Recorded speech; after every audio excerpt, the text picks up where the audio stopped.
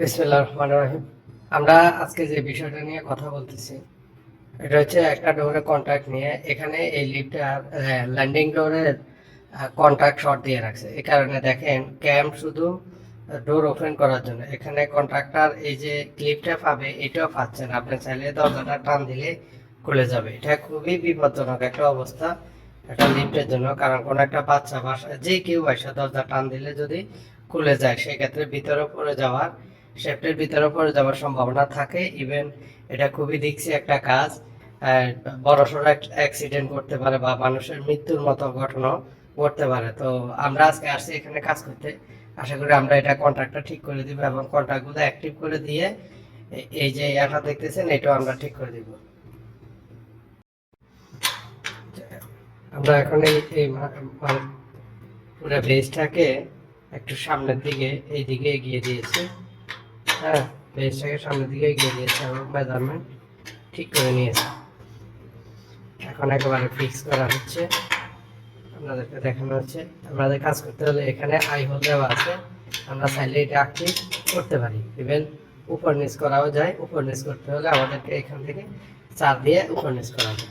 আমরা এখন যতটুকু প্রয়োজন ততটুকু আমরা করে নিয়েছি।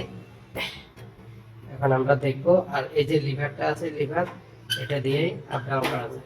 আমরা এখন নর্মালি দেখবো এটা জায়গা এখানে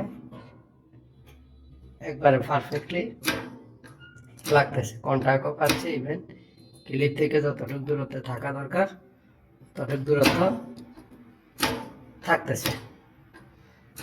তো আশা করি আমাদের সেট আপটা হয়েছে।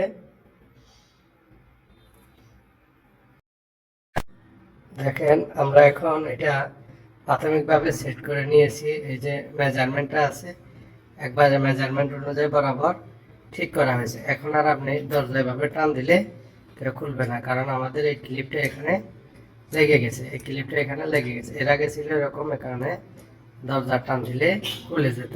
হ্যাঁ, দরজা টান দিলে আপনার দরজা খুলে যেত, এখন আর খুলবে না কারণ ক্লিপটা এখানে লেগে গেছে। ইভেন